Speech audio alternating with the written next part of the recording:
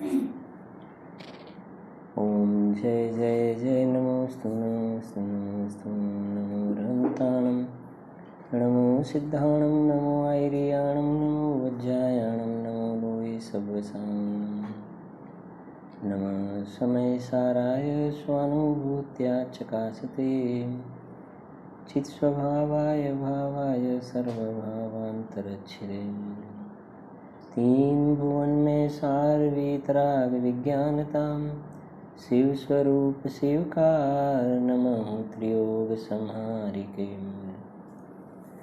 अध्यात्म प्रेमी आत्मज्ञानी पंडित श्री दौलतरामजी द्वारा रचित छडाळा ग्रंथ में 5મી ढाळ में 12 भावना में लोक भावना संबंध में अपने स्वाध्याय करी रह्या छीए।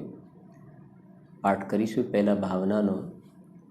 किन्हु न करो न धरे को षड्द्रव्यमयी न हरे को सो लोक माही बिन समताम दुख सहे जीव नित भ्रमताम।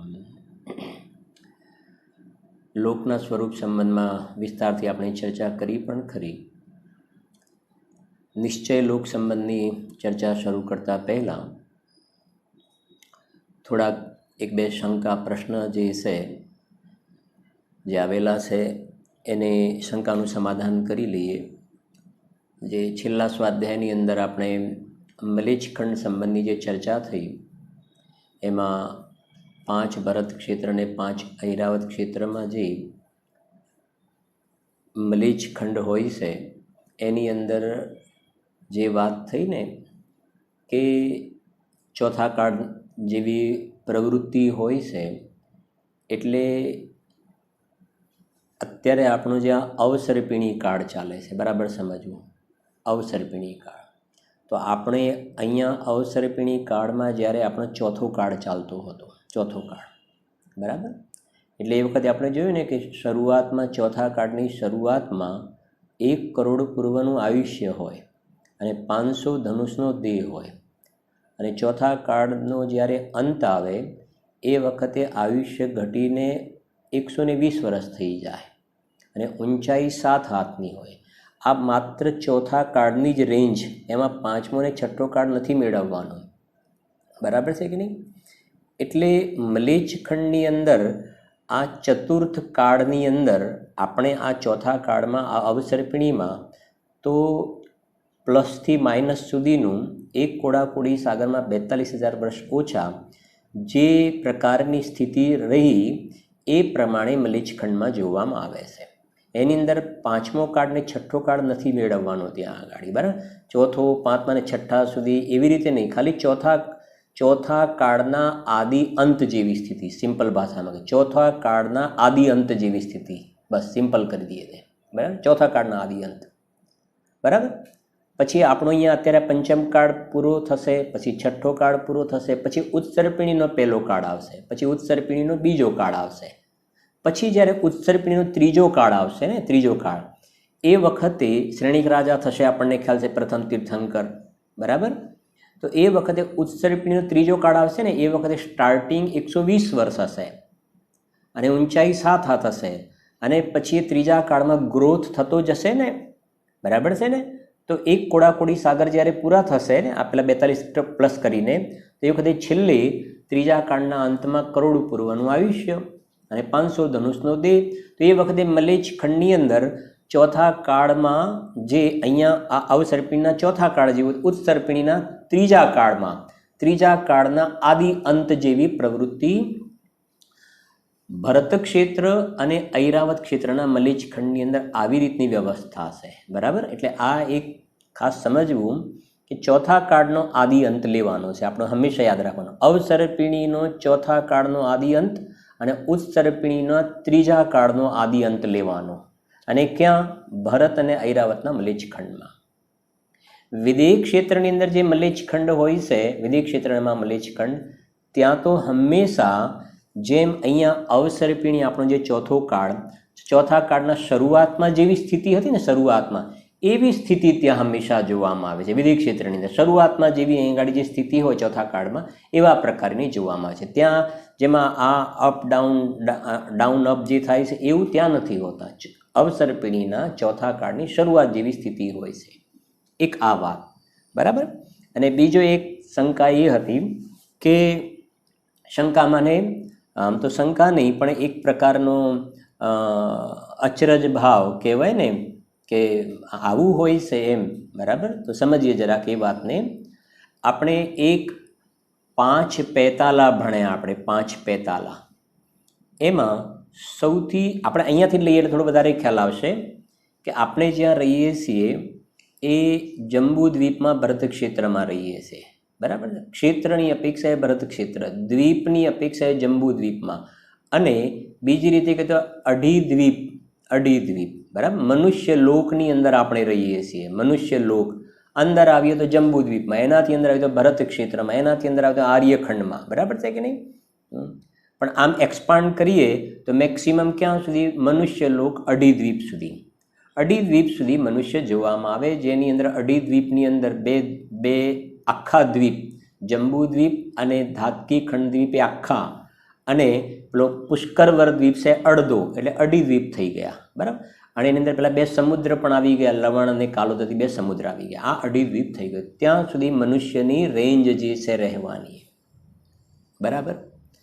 આ એક પેતાલા થઈ ગયું. અને આ જે સ્થાન પર રહીએ છીએ એવો જ નીચે નરકની અંદર બિલકુલ પેલું સીમંતક નામનું ઇન્દ્રક બિલ છે, એનું માપ પણ આ અઢી દ્વીપ જેટલું છે, 45 લાખ યોજન. સુમેરુ પર્વતની ઉપર, આના બિલકુલ ઉપર, બરાબર. સુમેરુ પર્વતની ઉપર જઈને જોવામાં આવે તો આપણે આ અઢી દ્વીપ છે તો બિલકુલ ઉપર સૌધર્મ ઇન્દ્રના 32 લાખ વિમાનમાં એક રુજુ નામકનું ઇન્દ્રક વિમાન છે. એ પણ અઢી દ્વીપ જેટલું મોટું વિમાન છે. બરાબર. રહેવાનું સ્થાન છે એવડું. બરાબર. એ વિમાનમાં કેટલાય દેવો રહેતા હોય છે. 3 પેતાલા થયા. ચોથું પેતાલા જે છે એ જે સર્વાસ સિદ્ધિના દેવ આપણે જોયા હતા, 9 ગ્રૈવ્યક, 9 અનુદિશ અને 5 અનુત્તર વિમાન. અને એના પછી 12 યોજન ઉપર જવામાં આવે. 12 યોજન ઉપર તો 8મી પૃથ્વી ઈશત પ્રાગભાર નામની પૃથ્વી આપણે જોઈએ. ઈશત પ્રાગભાર પૃથ્વી. અને પૃથ્વી જે છે ઈશત પ્રાગભાર પૃથ્વી, એ પૃથ્વીની અંદર જ એવું એક કવ બની જાય છે. પૃથ્વીની અંદર એક કવ બને છે. બરાબર. પૃથ્વીનો જે એક પાર્ટ છે, અને જે આ પ્રમાણે શ્લોકમાં આ પ્રમાણે કવ આકારમાં હોય છે. એ 45 લાખ યોજનની સિદ્ધ શિલા, જે આપણે સિદ્ધ શિલા શબ્દથી પરિચિત છીએ, એ 45 લાખ યોજનની સિદ્ધ શિલા. એ 4 પેતાલા થઈ ગયા. એક સીમંતક ઇન્દ્રક બિલ, બરાબર, એક ઢાઈદ્વીપ, એક રુજુ નામક ઇન્દ્રક વિમાન. નારકીનું ઇન્દ્રક બિલ કહેવાય, દેવોનું બિલ ને વિમાન કહેવાય. બરાબર. 3. ચોથું સિદ્ધશિલા, 4 પેતાલા.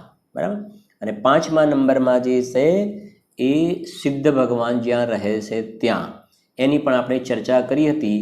સામાન્ય રીતે આપણે એમ સમજીએ છીએ કે સિદ્ધ ભગવાન સિદ્ધશિલામાં રહે, કે સિદ્ધશિલામાં નહીં, સિદ્ધશિલાથી ઉપર 3 વલય જોયા હતા. સિદ્ધશિલાથી ઉપર એક ઘનોદતી વાતવલય, ઘન વાતવલય અને તનુ વાતવલય.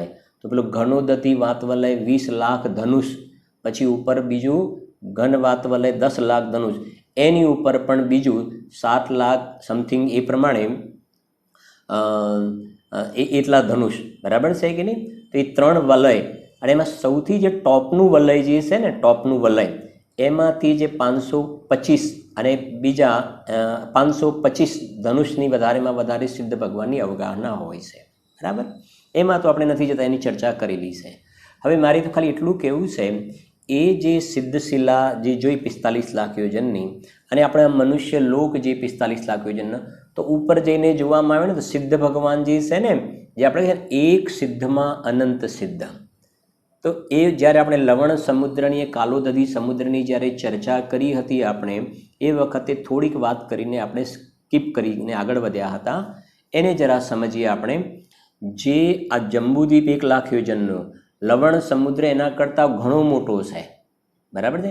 હવે આ લવણ સમુદ્ર ઉપરથી પણ સિદ્ધ થયેલા છે, અને પછી પેલો આગળ કાલોદતી સમુદ્ર ઉપરથી પણ સિદ્ધ થયા હશે. આ 2 મોટા સમુદ્ર ઉપરથી પણ સિદ્ધ થયા છે. અને આ એક રૂલ છે, સિદ્ધ જ્યાંથી થાય ને ત્યાં સમશ્રેણીએ ઉપર બિરાજમાન, સીધા ઉપર રુજુ ગતિથી જશે સીધા, અને ત્યાં ઉપર હોય. એટલે આપણે હંમેશા કહીએ છીએ ને, તમે પાવાપુરી જાઓ તો બિલકુલ ઉપર સમશ્રેણી મહાવીર ભગવાન આત્મા બિરાજે છે સિદ્ધ પરમિષ્ટિ તરીકે. ગિરનાર જાઓ તો આ સ્થાન પરથી નેમિનાથ ભગવાન ઉપર બિરાજે છે. બરાબર છે કે નહીં? એ ખાસ આપણને સમશ્રેણીવાળો ખ્યાલ હોવો જોઈએ, તો આપણા ભાવોની અંદર વધારે વિશુદ્ધિ બને છે કે આપણે એ સ્થાનમાં ઊભા છે કે ઉપર મહાવીર ભગવાન બિરાજે છે. તો હવે જરાક જોઈએ કે આ લવણ સમુદ્રથી સિદ્ધ કેવી રીતે થાય. તો ગુરુદેવ ઘણીવાર ગુરુદેવશ્રીના પ્રવચનમાં આવે છે કે અહીંયા આ કર્મભૂમિની અંદર વિદેક ક્ષેત્ર છે, ભરત ક્ષેત્ર છે, કોઈ મુનિરાજ આત્માની આરાધના કરી રહ્યા છે. હવે આત્માની આરાધના કરી છે ને કોઈ પૂર્વભવનો વેરી જીવ છે, વિદ્યાધર છે, કોઈ દેવ છે, અને મુનિરાજ આરાધના કરી રહ્યા છે, અને એ આવે અને મુનિરાજને ઉઠાવે, અને મુનિરાજને ઉઠાવીને આમ લવણ સમુદ્રમાં આવે. જુઓ કેવી સ્થિતિ, આ 6, 7મા ગુણસ્થાનમાં હાલતા ચાલતા સિદ્ધ, અને ઉપરથી દેવ જાય છે, અને એકદમ ખ્યાલ આવ્યો કે અરે, અને અંદર વેરના ભાવ જાગૃત થયા, અને મુનિરાજને ઉઠાવી અને લઈ અને આમ લવણ સમુદ્રમાં પટકે છે. એ મુનિરાજ હવે એને તો છોડી દીધા, પણ એ સમુદ્રમાં પડે એ પહેલાં તો એમને ક્ષપક શ્રેણી માંડી કેવલ જ્ઞાન પ્રાપ્ત કરીને ત્યાંથી મોક્ષે ચાલ્યા જાય છે. આવો જેને અંતઃકૃત કેવલી કહેવાય. અંતઃકૃત કેવલી એટલે કેવલ જ્ઞાન પ્રગટ થાય ને તરત જ લઘુ અંતર્મૂર્તમાં મોક્ષે ચાલ્યા જાય, એને અંતઃકૃત કેવલી કહેવાય. અંતઃકૃત કેવલી આપણે જોઈએ છીએ કેવલીના પ્રકાર થોડા, એટલે પૂરું થઈ જાય ને આખું ક્લિયર ચેપ્ટર આપણું. અંતઃકૃત કેવલી એ ઉપસર્ગ થયો અને બસ એ કહે છે કે અંદરમાં સમાઈ ગયા, અને સમુદ્રને અડે એ પહેલાં તો કેવલ જ્ઞાન પ્રાપ્ત કરીને એ સ્થાનથી ઉપર, આમ લોકેશન એ આવી ગયું ને બિલકુલ સમુદ્રથી ઉપર ત્યાં સિદ્ધ પરમિષ્ટિ તરીકે બિરાજમાન છે. હવે તમે વિચાર કરી શકો છો લવણ સમુદ્ર કેટલો મોટો, કાળુદદી સમુદ્ર કેટલો મોટો, તો ત્યાંથી બધેથી ઉપર સિદ્ધ ભગવાન ઉપર બિરાજે છે. એનો અર્થ એ પણ થયો ને કે મુનિરાજ પર કેવા પ્રકારની સ્થિતિઓ આવેલી હશે, પણ એ અંદરમાં છે ને, કાયાની વિસારી માયા સ્વરૂપે સમાયા એવા, નિર્ગ્રંથનો પંથ ભવ અંતનો ઉપાય છે. જે પેલો વેરી જે છે ને એ તો શરીર સાથે ચેડા કરી રહ્યો છે, એ શરીર સાથે ચેડા કરી રહ્યો છે કે મુનિરાજનું શરીર દેખાય છે, મુનિરાજને એમનું પાસે રહેવાવાળું શરીર નથી દેખાતું. એક આવે છે ને સ્ટોરીમાં આવે છે કે કોણ હતું, સિકંદરની કંઈક વાત આવે છે એવી કે મુનિરાજને કહ્યું કે એમની સાથે આવવા માટે, તો મુનિરાજે કહ્યું ભાઈ અમારું કામ નહીં. તો સિકંદરે તલવાર કાઢી અને છેદ કરવાની વાત કરી. તો મુનિરાજે કહ્યું, પછી પૂછ્યું કે પછી આવી સ્થિતિ તમારી થશે કે મારું કાંઈ નહીં થઈ જાય. એને મુનિરાજે સિકંદરને કહ્યું કે જેવી રીતે આ શરીરના ટુકડા થતાં તને દેખાશે ને એવી રીતે મને પણ દેખાશે. ખાલી આવું મુનિરાજે કહ્યું કે જેવી રીતે તને દેખાશે આ શરીરના ટુકડા થતાં એવા મને દેખાશે, બસ બીજું મને કંઈ ફરક નહીં પડે. તો એકદમ સિકંદરને ત્યાં અંદરમાં પરિણામની અંદર પલટો માર્યો. એવા પ્રકારની પણ એક કથા આવે પણ છે. તો કહેવાનો આશય એ છે કે ઉપસર્ગ કરવાવાળો તો એ શરીરને જોવે છે, અને આમ કરી નાખું ને શરીરને આમ કરું, અંદરમાં છે તો એ જીવ પ્રત્યેનું ઉપસર્ગના પરિણામ. પણ એ મુનિરાજને તો કહ્યું ને કાયાની વિસારી માયા, એમને તો કોણ શું કરી રહ્યું છે ખબર જ નથી. એ તો અંદરમાં સ્વરૂપમાં ગુપ્ત છે, અને પડતા તો ને સ્વરૂપે ડૂબેલા, એ સ્વરૂપમાં ગુપ્ત થઈ ગયા, એવા ડૂબી ગયા ને જ્યારે એમને કેવલ જ્ઞાન પ્રગટ થયું ત્યારે એમના જ્ઞાનમાં જણાવ્યું કે કોણ ઉપસર્ગ કરતું હતું. એ પહેલાં તો ઉપસર્ગ કોણ કરતું હતું એ તરફ એમનો ઉપયોગ પણ નહોતો. અને કહ્યું ને આવા 1, 2 નહીં, આ લવણ સમુદ્ર અને કાળોદદી સમુદ્ર ઉપરથી કેટલા અનંત આવી રીતે મુનિરાજ પર ઉપસર્ગ થયા અને સમશ્રેણીઓ ઉપર બિરાજમાન છે. અંતઃકૃત કેવલી કહેવાય.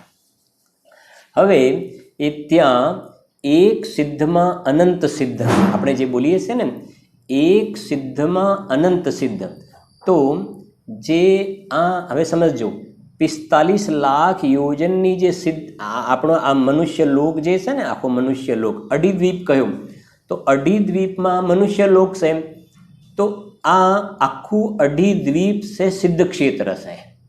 આપણે નથી કે તારંગા સિદ્ધ ક્ષેત્ર, ચંપાપુરી સિદ્ધ ક્ષેત્ર, ગિરનાર સિદ્ધ ક્ષેત્ર, સંમેદ શિખર સિદ્ધ ક્ષેત્ર, એ તો વર્તમાન આ સાંપ્રત કાળની અપેક્ષાએ કહીશું. બાકી ખરેખર જોવામાં આવે તો મુંબઈ પણ સિદ્ધ ક્ષેત્ર છે, અમેરિકાનું પ્લેસ પણ સિદ્ધ ક્ષેત્ર છે, નાઇરોબીનું પ્લેસ, કેનેડા, ઓસ્ટ્રેલિયા, દિલ્હી જે છે, બધું જે છે, આખું ઇન્ડિયા જે છે, એ બધું જ ક્ષેત્ર જે છે એક પણ પોઈન્ટ એવો નથી કે ત્યાંથી કોઈ સિદ્ધ ન થયા હોય. એટલે આખું અઢી દ્વીપ સિદ્ધ ક્ષેત્ર છે અઢી દ્વીપ. કેમ કે ઉપર બિલકુલ અને સિદ્ધ ક્ષેત્ર છે તો બરાબર છે, સમજજો. આ અઢી દ્વીપ સિદ્ધ ક્ષેત્ર એ તો બરાબર છે, પણ આ એક પોઈન્ટ ઉપરથી એક નહીં, પાછા એક પોઈન્ટ ઉપરથી ને એક પોઈન્ટ ઉપરથી જોવામાં આવે ને તો કે છે એક સિદ્ધમાં અનંત સિદ્ધ છે, એક સિદ્ધમાં અનંત સિદ્ધ. હવે એક સિદ્ધમાં અનંત સિદ્ધ છે તો પછી અહીંયાથી કેમ કે સમશ્રેણી, અહીંયાથી એક જે મોક્ષે ગયા પછી એ તો મોક્ષે ગયા, પછી અહીંયા આવીને બીજા બેઠા તો એ પણ ત્રીજા. હવે એ બિલકુલ સમશ્રેણીએ ઉપર, આ પણ સમશ્રેણીએ, તો એક સિદ્ધમાં અનંત સિદ્ધ છે, એક સિદ્ધમાં અનંત સિદ્ધ. પણ છતાં પણ દરેકની સત્તા ન્યારી ન્યારી છે, દરેકની સત્તા અલગ અલગ છે, દરેકના અનંત ચતુષ્ટય અલગ છે, દરેક પોતાના અલગ આનંદને ભોગવે છે. એકબીજાને કોઈ જાતિનું ડિસ્ટર્બન્સ જોવામાં આવતું નથી. જેમ અહીંયા તો કે કરવું પડે ને, સોશિયલ ડિસ્ટન્સ રાખો, તો એ કહે છે કે ખરેખર જોવામાં આવે ને, ખરેખર બીજી રીતે જરા સાથે વાત કરું કે પ્રકૃતિની અંદર આ લોકભાવના એ કહે છે સોશિયલ ડિસ્ટન્સ, ફિઝિકલ ડિસ્ટન્સ રાખો. શું ફિઝિકલ ડિસ્ટન્સ ઓલરેડી છે જ, કેમ કે એક દ્રવ્ય બીજા દ્રવ્યને અડતું નથી, સ્પર્શતું નથી, ચુંબતું નથી. સમયસારની ગાથા 3 નંબરની ગાથામાં કહી દીધું અડતું જ નથી ને, જો તમે કોઈને હાથને મિલાવો નહીં, કયા નહીં, કે તો છે જ, ઓલરેડી વ્યવસ્થા જ આવી છે. અને એ કહે છે કે આ સિદ્ધ ભગવાનમાં જોઈ પણ શકીએ છીએ કે એ જે સિદ્ધ ભગવાન છે ત્યાં અનંત સિદ્ધ છે. થોડી બીજી ભાવ પણ ખ્યાલ આવે છે, કહું જરાક. આ બધા ક્યારેક બધાના પ્રશ્ન આવતા હોય છે સભામાં, બીજી રીતે ત્રીજી રીતે, એટલે થોડો ખુલાસો કરવાનું મન પણ થાય છે. પૂજ્ય ગુરુદેવજીના પ્રવચનમાં ઘણીવાર આવે છે સિદ્ધ ભગવાનના પેટમાં અનંત નિગોદિયા જીવ પણ છે. તો કોઈને એમ થાય કે સિદ્ધ ભગવાનના પેટમાં અનંત નિગોદિયા જીવ આ કેવી રીતે? એટલે સિદ્ધ ભગવાનના પેટમાં, એટલે સિદ્ધ ભગવાનનું પેટ તો હોતું નથી, એ તો નિકલ પરમાત્મા છે, એમને થોડું શરીર હોય છે, એ તો શરીર દેહી થઈ ગયા. પણ સિદ્ધ ભગવાનના પેટમાં એટલે સિદ્ધ ભગવાનનો જે આત્મા છે ને, જેમ આદિનાથ ભગવાનની 500 ધનુષની કાયા અહીંયા હતી, તો ઉપર ત્યાં એમની 500 ધનુષની અવગાહના છે ત્યાં ગાડી, બરાબર છે, એ એટલી અવગાહના. કોઈની 16 ધનુષ, તો 16 ધનુષની અવગાહના. તો એમનો આત્મા જ્યાં રહેલો છે ને, તો 5 દ્રવ્ય અરૂપી છે ભૂતગલ દ્રવ્યને છોડીને, તો ત્યાં આકાશ પણ રહેલું છે, બરાબર છે કે નહીં, સિદ્ધ પણ રહેલા છે. અને આ નિગોદિયા જીવ પણ ત્યાં, એમનો એક નિગોદ શરીરમાં અનંત નિગોદિયા જીવ છે, તો ત્યાં કેમ કે આપણે કોઈ એકેન્દ્રિય જીવ છે, એ 343 ઘન રાજ્યોમાં બધે રહેલા છે, એટલે એમના પેટમાં રહેલા છે. ઇટ મીન્સ એ જ્યાં છે ને એમનો 3 ડાયમેન્શન. જુઓ ભાઈ સમજવું, આ પણ 2 દિવસ પહેલાં એક પ્રશ્ન હતો કે સિદ્ધ ભગવાન હોલો હોય કે કેવી રીતે, એમ. તો આપણી આ કેવી છે, આપણી ઊંચાઈ છે, બરાબર છે ને, પછી પહોળાઈ છે ને, આ પ્રમાણે જાડાઈ. 3 ડાયમેન્શન છે ને, આપણી ફિગર પણ 3 ડાયમેન્શન છે. ફરીથી હાઇટ પણ છે, પછી આપણી વિડ્થ પણ છે, અને થિકનેસ પણ છે, બરાબર. હવે જ્યારે આપણો મોક્ષ થાય ને ત્યારે આપણી જે આ વોલ્યુમ છે ને એના કરતાં થોડુંક શ્રિંક થઈ જાય. આ થોડું જે હોલવાળા પોર્શન હોય ને એ થોડું શ્રિંક થઈ જાય. બાકી આ પ્રમાણે હાઇટ, પછી એવી થિકનેસ અને એવી વિડ્થ, એવા પ્રકારે આત્માના પ્રદેશો બધે અંદર એ પ્રમાણે સઘન રૂપે રહેલા હોય એવી રીતે ત્યાં સિદ્ધ પરમિષ્ટિ તરીકે ત્યાં સિદ્ધાલીની અંદર બિરાજમાન જોવામાં આવે છે. તો આવી રીતેની એક વ્યવસ્થા છે. અને જે થોડી મેં વાત કરી અંતઃકૃત કેવલીની વાત કરી, અંતઃકૃત કેવલી, તો જરા કેવલીની વાત કરી લઈએ. કેવલીના એક તો પહેલાં પ્રકાર કરી દઈએ. એક તો સિદ્ધ ભગવાન કેવલી છે અને એક અરહંત ભગવાન કેવલી છે. અરહંત ભગવાન કેવલી ને સિદ્ધ ભગવાન કેવલી. અરહંત ભગવાન જે કેવલી છે એના બે ભાગ કરીએ. અરહંત કેવલીના સંયોગી કેવલી ને અયોગી કેવલી. એટલે 14મા ગુણસ્થાનવાળા છે અયોગી કેવલી. હવે 13મા ગુણસ્થાનવાળા સંયોગી કેવલીની આપણે ચર્ચા કરવી છે થોડી 5 મિનિટ. સંયોગી કેવલીની 13મા વાળા, એની અંદર એક 5 કલ્યાણકવાળા તીર્થંકર, બરાબર છે ને, 5 કલ્યાણકવાળા, એક 3 કલ્યાણકવાળા તીર્થંકર કેવલી. 2 થયા, 5 કલ્યાણકવાળા, 3 કલ્યાણકવાળા, બરાબર. એક હોય છે સાતિશય કેવલી. સાતિશય કેવલી કોને કહેવાય? કે જેમનું સમવશરણ ના હોય. તીર્થંકર ભગવાનને જેવું સમવશરણ હોય ને એવું સમવશરણ ન હોય, પણ ગંધકુટી હોય. જેમ રામચંદ્રજીને ગંધકુટી લાગી અને સીતાજીએ ઉપરથી આવીને પ્રશ્ન કર્યા બધાના ભવ સંબંધમાં, બરાબર છે કે નહીં? તેમને સાતિશય કેવલી કહેવાય. 3 થયા, પંચકલ્યાણકવાળા, 3 કલ્યાણકવાળા, પછી આ જે કહ્યા સાતિશય કેવલી જેમની ગંધકુટી લાગે. પછી એક હોય છે મુક કેવલી. મુક કેવલી એટલે કેવલ જ્ઞાન પ્રાપ્ત થયા પછી એમની વાણી નથી હોતી, મુક કેવલી કહેવામાં આવે છે, બરાબર. પછી છે એક ઉપસર્ગ કેવલી. ઉપસર્ગ કેવલી જેમના પર ઉપસર્ગ થયો અને ઉપસર્ગ દૂર થયો ને કેવલ જ્ઞાન થઈ ગયું ત્યાં આગળ. પછી મોક્ષે નથી ગયા હજુ, ઉપસર્ગ દૂર થઈ ગયો ને કેવલ જ્ઞાન થઈ ગયું. જેમ કે પાર્શ્વનાથ મુનિરાજ, ઉપસર્ગ દૂર થયો, કેવલ જ્ઞાન થઈ ગયું. ઉપસર્ગ કેવલી. અને એક છે અંતઃકૃત કેવલી. સમજે ને? આ અંતઃકૃત કેવલીને આપણે ઉપસર્ગ કેવલીમાં થોડો અંતર પાડ્યું, મેં એટલા માટે ચોખવટ કરું છું. આ અંતઃકૃત કેવલી પર આમ પટકેલ એક પ્રકારનો ઉપસર્ગ તો થયો, ઉપસર્ગ તો થયો, પણ ઉપસર્ગ થયો ને તરત જ એમને ઉપસર્ગ દૂર થયો ને તરત જ કેવલ જ્ઞાન પ્રાપ્ત કરી લે અને કેવલ જ્ઞાન પ્રાપ્ત કરીને મોક્ષે ચાલ્યા ગયા. લઘુ અંતર્મુઢમાં મોક્ષે ચાલ્યા ગયા, એટલે એમને અંતઃકૃત કેવલી કહેવાય. અને કેટલાક એવા હોય કે ઉપસર્ગ થયો, દૂર થયો ને કેવલ જ્ઞાન થયું, અને કેવલ જ્ઞાન થયું પછી ઘણો લાંબો સમય સુધી રહે તો એમને ઉપસર્ગ કેવલી કહેવાય. તો આવી રીતે કેવલી ભગવાનના અલગ અલગ પ્રકારના ભેદ જોવામાં આવે છે. 5 કલ્યાણકવાળા, 3 કલ્યાણકવાળા, સાતિશય કેવલી, મુક કેવલી, ઉપસર્ગ કેવલી, અંતઃકૃત કેવલી, બરાબર. ભરત ક્ષેત્ર અને ઐરાવત ક્ષેત્રમાં હંમેશા 5 કલ્યાણકવાળા તીર્થંકર કેવલી જોવામાં આવે છે. 5 કલ્યાણકવાળા. વિદેહ ક્ષેત્રની અંદર 5 કલ્યાણકવાળા પણ હોય, 3 કલ્યાણકવાળા પણ હોય અને 2 કલ્યાણકવાળા પણ હોય. 3 કલ્યાણકવાળા અને 2 કલ્યાણકવાળા કેવી રીતે?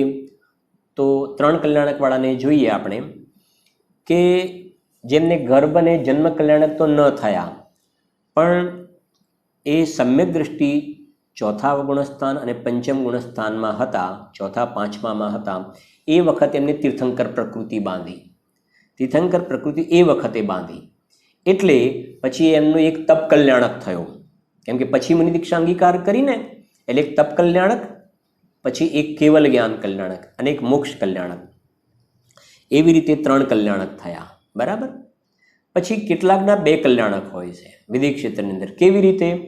કે એમને 4થું ગુણસ્થાન, 5મું ગુણસ્થાન વખતે પણ ન થયો, પછી એમને નિર્ગ્રંથ મુનિ દીક્ષા અંગીકાર કરી લીધી, 6થા 7મા ગુણસ્થાનમાં વિચરતા હતા અને એ વખતે તીર્થંકર પ્રકૃતિનો બંધ થયો એટલે એમને તપ કલ્યાણકનો પ્રસંગ ના રહ્યો, બરાબર ને. મુનિ અવસ્થા તો અંગીકાર કરી લીધી, પછી તીર્થંકર પ્રકૃતિ બાંધી એટલે એમનું કેવલ જ્ઞાન કલ્યાણક અને મોક્ષ કલ્યાણક, આવી રીતે 2 કલ્યાણક જોવામાં આવે છે, બરાબર છે ને. આવી રીતે આપણે આ એક લોક ભાવનાની મોટા રૂપથી ચર્ચા કરી છે. બાકી તો આપણે જે કહીએ ને બૃહદ્રવ્ય સંગ્રહમાં ઘણો વિસ્તાર છે અને કાર્તિકી અનુપ્રેક્ષાની અંદર કેટલી 169 કેટલી આપણે ગાથા, 169 જેટલી ગાથા છે, ઘણો મોટો વિસ્તાર છે. હવે આપણે જે વાત કરી હતી મેં કે બૃહદ દ્રવ્ય સંગ્રહ ગ્રંથ છે એની અંદર જરાક તમે આવજો. બૃહદ દ્રવ્ય સંગ્રહ ગ્રંથ પેજ નંબર હું કહું પહેલાં.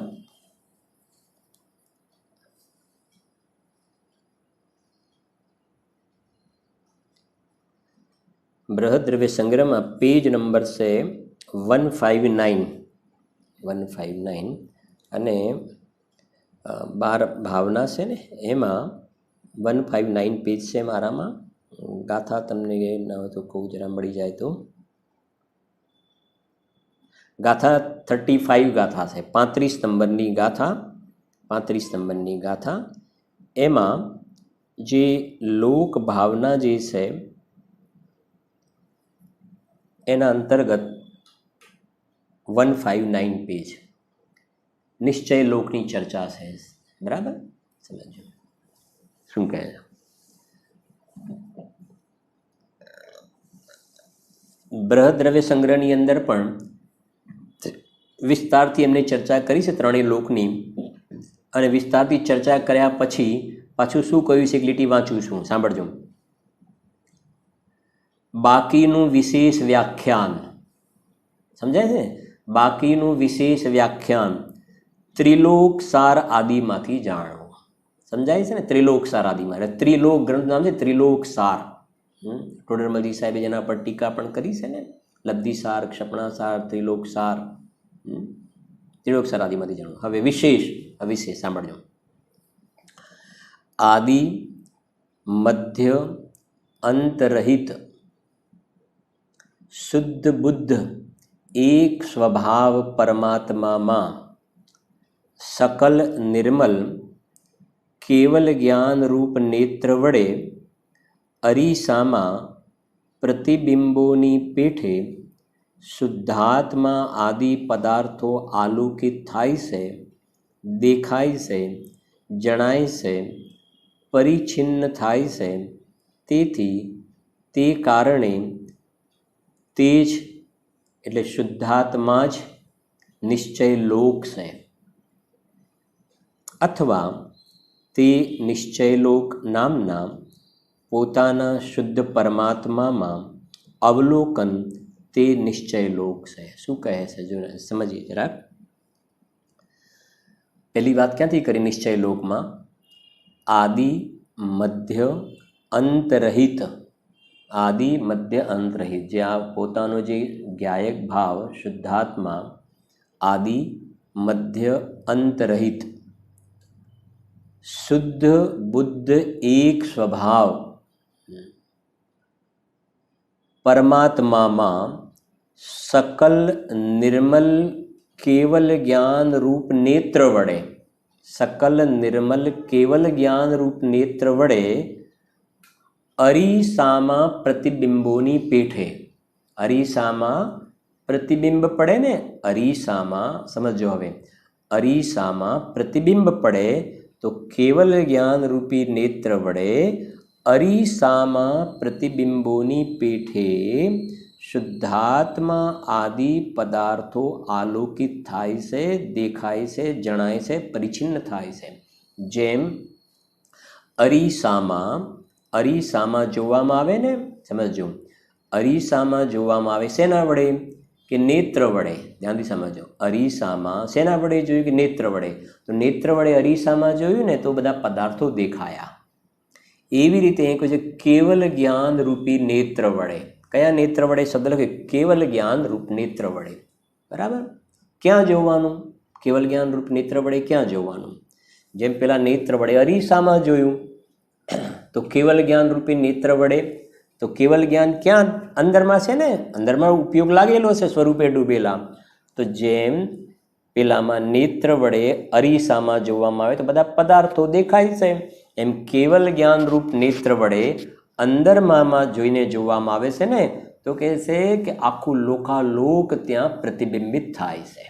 આખું લોકાલોક પ્રતિબિંબિત થાય છે. જો એ કહે છે નિર્મલ કેવલ જ્ઞાન રૂપ નેત્ર વડે અરીસામાં પ્રતિબિંબોની પેઠે શુદ્ધાત્મા આદિ પદાર્થો આલોકિત થાય છે. કેટલી સરસ વાત લખી છે. આ કેવલ જ્ઞાન જે છે ને એ તો અંતર્મુખ ઢળેલી દશા છે. એમાં શુદ્ધાત્મા તો જણાય છે, શુદ્ધાત્મા તો જણાય છે, પણ લખ્યું ને શુદ્ધાત્મા આદિ પદાર્થો આલોકિત થાય છે. મને જે કહ્યું ને सकल द्रव्य के गुण अनंत पर जाय अनंता जाने एक काल प्रगट केवली भगवंता. કેટલી સરસ વાત લખી છે. જેમ ફરીથી સમજો.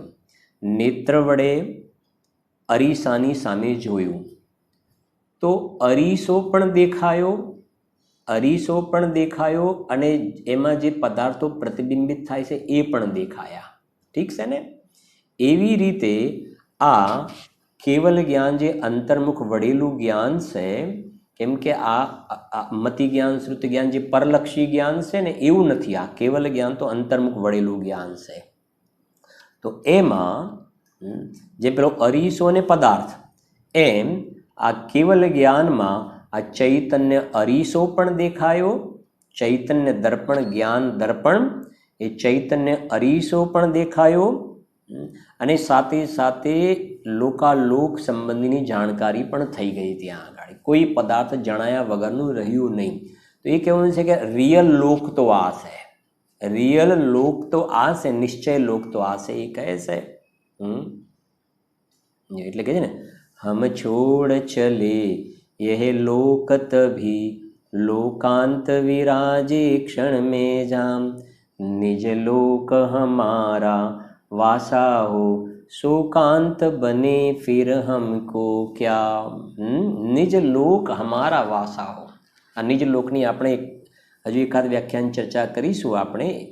જો શુદ્ધાત્મા આદિ પદાર્થો આલોકિત થાય છે, દેખાય છે, જણાય છે, પરિચ્છિન્ન થાય છે. તેથી તે કારણે તે જ એટલે શુદ્ધાત્મા જ નિશ્ચય લોક છે. આ જ નિશ્ચય લોક છે. અથવા તે નિશ્ચય લોક નામના પોતાના શુદ્ધ પરમાત્મામાં અવલોકન તે નિશ્ચય લોક છે. એને પણ નિશ્ચય લોક કહ્યો છે. આવી પણ એક શૈલી છે કહેવાની. જેમ નથી કહ્યું ત્યાં આગળ કે આ ત્રિકાલી ધ્રુવ ભગવાન આત્મા જે છે એને તો આત્મા કહેવાય, એને આત્મા કહેવાય, પણ એ આત્માની જે અનુભૂતિ થઈ ને પર્યાયમાં અનુભૂતિ, એ અનુભૂતિને પણ આત્મા કહેવાય. 14 નંબરની ગાથામાં કહ્યું સમયસારમાં અનુભૂતિને પણ આત્મા કહેવાય. અનુભૂતિને આત્મા કેમ કહ્યું? અનુભૂતિને આત્મા કેમ કહ્યું? કેમ કે અનુભૂતિમાં શું જણાવ્યું છે? અનુભૂતિમાં આત્મા જણાયો, માટે અનુભૂતિને આત્મા કહેવાય. જો તમે કદાચ સાંભળેલું પણ હશે, સામે એક ઘડો છે, ઘડો, ઘટ, ઘટ, ઘટ નામનો પદાર્થ જે પાણી ભરવાના કામમાં આવે, બરાબર. અને એ જે ઘટ સંબંધનું અહીંયા જ્ઞાન થયું, અહીંયા જ્ઞાન થયું. તો અહીંયા જે જ્ઞાન થયું ને એમાં પાણી ના ભરાય, પણ એ જ્ઞાનને ઘટાકાર જ્ઞાન કહેવાય. ઘટાકાર જ્ઞાન. પટ એટલે વસ્ત્ર છે, પટ એટલે વસ્ત્ર, તો પટ તો ત્યાં છે, પણ અહીંયા જ્ઞાન તો પટાકાર જ્ઞાન. હવે સમજો, તો આ તો જ્ઞાનની જ રચના છે, રચના તો જ્ઞાનની પર્યાયની છે, છતાં એને ઘટ જ્ઞાન કેમ કહ્યું? કેમ કે એમાં પેલો ઘટ નિમિત્ત છે, એટલે આ જ્ઞાનને ઘટ જ્ઞાન કહેવાય. ઓકે, હવે સમજો, આ જ્ઞાનની પર્યાયમાં ઘટ નહીં પણ આત્મા જણાયો. આ જ્ઞાનની પર્યાયમાં ઘટની જગ્યાએ આત્મા જણાયો. તો પેલું ઘટ જ્ઞાન કહેતા હતા ને, તો આ જ્ઞાનમાં ઘટ શબ્દ લાગતો હતો, એની જગ્યાએ આ જ્ઞાનની પર્યાયમાં આત્મા જણાવ્યો ને, માટે આ અનુભૂતિવાળી પર્યાયને પણ શું કહેવામાં આવે છે? આત્મા કહેવાય છે. કેમ કે એમાં આત્મા જણાયો. આવે છે ને શબ્દને અર્થ નહીં, જ્ઞાન નહીં. ઘટ આ શું છે કે આ ઘડું છે, પછી સામે ઘટ એવું લખ્યું હોય તો કે આ શું છે? તો કે ઘટ. તો એ શબ્દનયનો વિષય થઈ ગયો, શબ્દનય. અને પેલો આ શું છે કે ઘડો પાણી ભરવા માટે મૂકેલો હોય, એ અર્થનયનો વિષય થઈ ગયો, અર્થાત્મક ઘટ. પેલો શબ્દાત્મક ઘટ અને આ જ્ઞાનાત્મક ઘટ, જ્ઞાનાત્મક ઘટ. એક રિયલ ગાય, દૂધ આપવાવાળી ગાય, સમજાય છે કે નહીં? એક ગાય એવો શબ્દ લખ્યો હોય અને જ્ઞાનમાં ગાય સંબંધીની જાણકારી, ત્રણમાં ફરક પડી ગયો ને. એવી રીતે હવે સમજજો. તો ઘટ 3 પ્રકારના કહ્યા. ઘટ 3 પ્રકારના. તો આ અંદરમાં જ્ઞાનાત્મક ઘટ, એવી રીતે આત્મા સંબંધીની જાણકારી થઈ ને, તો એ કહે છે કે એ પર્યાયને પણ આત્મા કહેવાય છે. જેમ પેલી જ્ઞાનની પર્યાયને ઘટ કહેવાય ને, એમ જ્ઞાનની પર્યાયને આત્મા પણ કહેવાય, કેમ કે એમાં આત્મા જણાવ્યું છે. આ કેમ આપણે 5 મિનિટ મહેનત કરી આની? એ સમજવા માટે કે અંદરમાં જે પોતાનો અનાદિ અનંત ચૈતન્ય દેવ એ તો નિશ્ચય લોક છે, પણ અહીંયા બૃહદ્રવ્ય સંગ્રહમાં પાછી એક બીજી વિશેષ વાત કરી છે કે આ નિશ્ચય લોક જે પર્યાયમાં જાણવામાં આવ્યો ને, એ પર્યાયને પણ નિશ્ચય લોક કહ્યો છે. અહીંયા એક વાત વિશેષ મૂકી છે, જુઓ ફરી વાંચું છું એટલે ખ્યાલ આવશે તમને, સાંભળજો. અથવા તે નિશ્ચય લોક નામના પોતાના શુદ્ધ પરમાત્મામાં અવલોકન, નિશ્ચય લોક નામના પોતાના શુદ્ધ પરમાત્મામાં અવલોકન તે નિશ્ચય લોક છે. અવલોકનને પણ નિશ્ચય લોક કહી દીધું અહીંયા ગાડી. અવલોકનને પણ નિશ્ચય લોક કહી દીધું. પણ કોને નિશ્ચય લોક? એ પણ કોને કહ્યું કે જે અંદરમાં નિશ્ચય લોકને જોવે છે એ પર્યાયને પણ નિશ્ચય લોક એક અપેક્ષાએ કહીશું. બાકી જે ઉપયોગ બહારમાં ભ્રમિત થાય છે ને, આ બહારના વ્યવહાર લોકને જાણવામાં રોકાયેલો છે, તો કહે છે કે એ પર્યાયને નિશ્ચય લોક કહેવા કોઈ પણ રીતે કહી શકાતું નથી. એવી એક અહીંયા એમને વિશેષ વાત મૂકી છે. એની પછીની પણ 3 લાઈન છે, હું વાંચું છું, સાંભળજો. પંચાસ્તિકાય ગાથા 140નો આધાર આપીને મૂકેલી છે વાત, બ્રેકેટ છોડીને વાંચું છું જરાક. આ ગાથામાં કહેલા વિભાવ પરિણામથી શરૂ કરીને સમસ્ત શુભાશુભ સંકલ્પ વિકલ્પ ત્યાગીને નિજ શુદ્ધાત્મ ભાવનાથી ઉત્પન્ન પરમ આહલાદરૂપ એક સુખામૃતના રસાસ્વાદના અનુભવથી જે ભાવના હોય તે જ નિશ્ચય લોક અનુપ્રેક્ષા છે. કેટલી વાત સારી કરી છે. શું કહે છે સમજો જરાક. બાકીની વ્યવહારથી છે. જુઓ જરાક, એક સોગાની સાહેબનો બોલ આવે છે ને, થોડોક યાદ કરીને સમજીએ આપણે જરાક. હાલે નિશ્ચય લોક અનુપ્રેક્ષા. તો લોક અનુપ્રેક્ષા માટે બે લોકમાં ક્યાં શું શું રહ્યું છે એ બધું જાણી લેવું, એ લોક અનુપ્રેક્ષા કહેવાય કે ના કહેવાય? લોક અનુપ્રેક્ષામાં જો ભાઈ, ઉપર ઉર્ધ્વલોક, નીચે અધોલોક, અહીંયા મધ્યલોક, દ્વીપ, સમુદ્ર, 7 નરક, આટલા આમ સિદ્ધશિલાની રચના, આવી રીતે 343 ગંધરાજુનો લોક, એ બધું જાણી લીધું ને, તો લોક અનુપ્રેક્ષા થઈ કે ના થઈ? લોક ભાવના થઈ ગઈ કે ના થઈ ગઈ? તો પૂછે છે કે બોલો અતિન્દ્રિય આનંદનો સ્વાદ આવ્યો કે ના આવ્યો? નિરાકુલ આનંદનો સ્વાદ આવ્યો કે ના આવ્યો? કેમ કે કન્ડિશન એ છે, પરમ લઈને નિજ શુદ્ધાત્મ ભાવનાથી ઉત્પન્ન પરમ આહલાદરૂપ એક સુખામૃતના રસાસ્વાદના અનુભવથી જે ભાવના હોય, કે આપણે વારંવાર ચર્ચા કરી છે કે આ લોકના, હજુ આપણે આવશે પણ ખરી થોડી વાર, આ બધા આખા લોકના સ્વરૂપને વિચાર કરીને જીવ અંદરમાં ચાલ્યો જાય કે ભાઈ આ લોકમાં કશો સાર નથી. આ 343 ગંધ રાજ્યોમાં બે બહુ જ રખડપટ્ટી કરી છે, એક ભવ ધારણ કરીને. મારે અંદરમાં મેં મારો ચૈતન્ય લોક નથી જોયો. તો ચૈતન્ય લોકને જોવા માટે આ લોકના સ્વરૂપને સમજવાનું છે. હવે લોકના સ્વરૂપને જાણકારીમાં રોકાઈ ગયો અને અંદરમાં ચૈતન્ય લોકને જોયો નહીં ને, તો અંદરમાં જે આ શબ્દ લખ્યા છે ને, પરમ શુદ્ધાત્મ ભાવનાથી ઉત્પન્ન પરમ આહલાદરૂપ એક સુખામૃતના રસાસ્વાદના અનુભવથી જે ભાવના હોય તે જ નિશ્ચય લોક અનુપ્રેક્ષા છે. તો આવો અંદરમાં નિરાકુલ અતિન્દ્રિય આનંદના સ્વાદનું વેદન થયું કે ના થયું?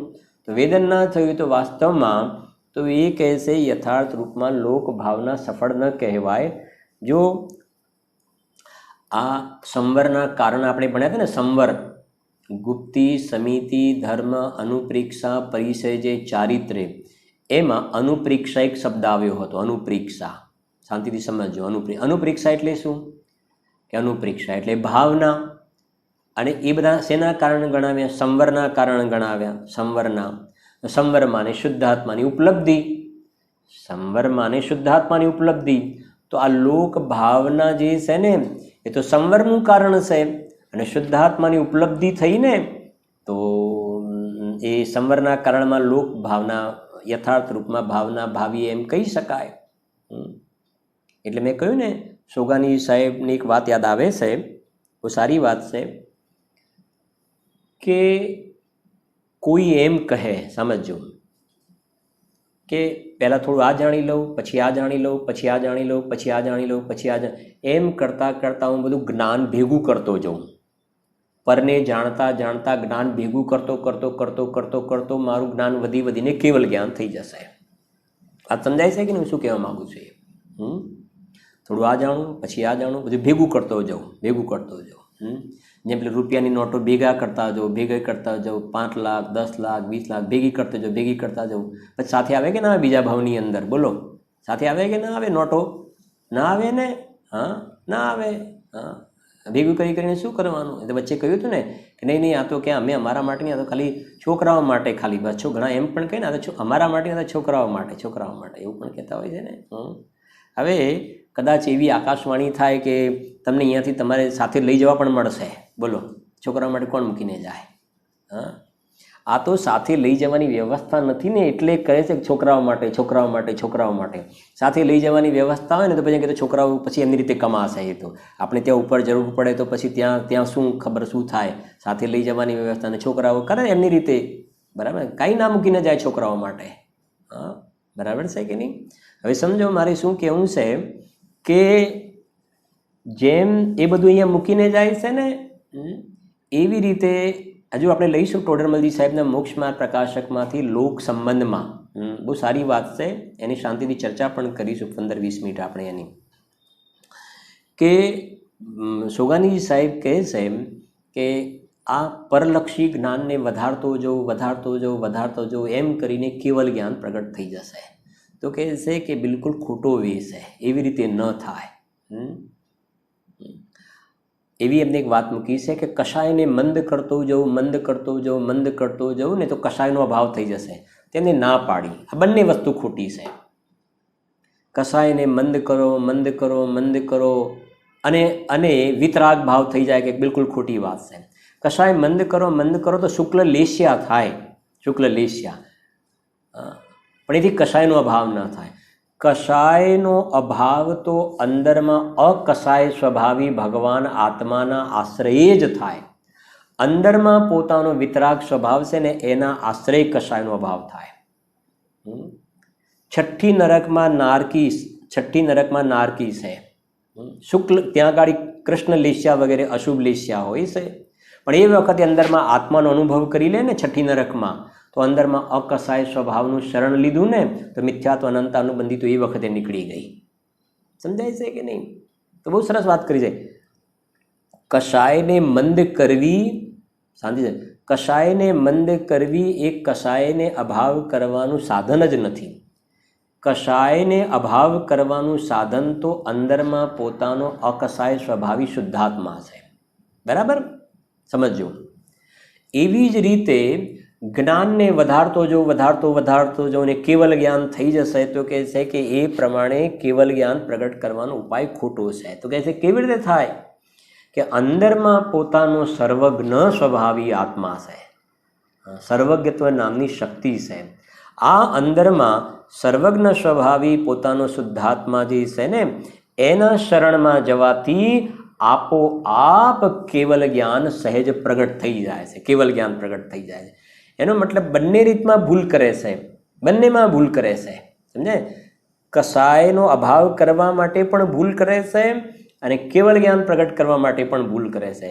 અને પૂજ્ય ગુરુદેવશ્રીનો આપણા ઉપર અનંત અનંત ઉપકારી છે કે મહાપુરુષે આપણને દાનમાં પ્રભાવનાની અંદર વર્ષોના વર્ષો સુધી એક શુદ્ધાત્માનો મહિમા બતાવ્યો. એક શુદ્ધાત્માના શરણમાં જવાથી વિતરાગતા અને સર્વજ્ઞતા આપોઆપ પર્યાયમાં આવીને ઊભી રહેશે. વિતરાગતા અને સર્વજ્ઞતાની સામે જોવાની જરૂર પણ પડશે નહીં. દ્રવ્ય સ્વભાવના શરણમાં જતાં આપોઆપ એ આવી જતી જોવામાં આવે છે. એટલે આ જે વાત આવી ને અહીં ગાડી વાત લખીને કે એ જે લખ્યું એમને રસાસ્વાદના અનુભવથી જે ભાવના હોય તે જ નિશ્ચય લોક અનુપ્રેક્ષા છે.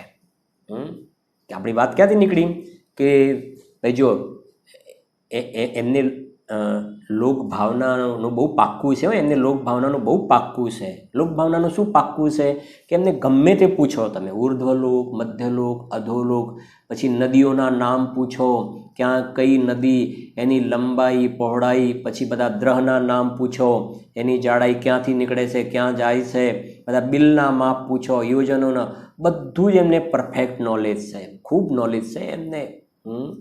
બોલો હવે એમની લોકભાવના કહેવાય કે ના કહેવાય? કહેવાય કે ના કહેવાય? એક જ કન્ડિશન, અતિન્દ્રિય આનંદનો સ્વાદ આવ્યો કે ના આવ્યો? નિશ્ચય ચૈતન્ય લોકને જોયો કે ના જોયો? કે ના જોયો ને? હા, તો આ તારી લોક ભાવના નિશ્ચય તો નહીં પણ વ્યવહારથી પણ ખરેખર નથી. ખરેખર વ્યવહાર પણ નથી એ. અંદરમાં ચૈતન્ય લોકને જોવે ને ત્યારે આ બહારનું જે છે વ્યવહાર કહેવામાં આવે છે. એ પ્રકારે અહીંયા આ પ્રકરણ આપણે પૂરું થાય છે. મોક્ષ માર્ગ પ્રકાશક અને સમયસારના આધારે નેક્સ્ટ સ્વાધ્યાયમાં ચર્ચા કરીએ.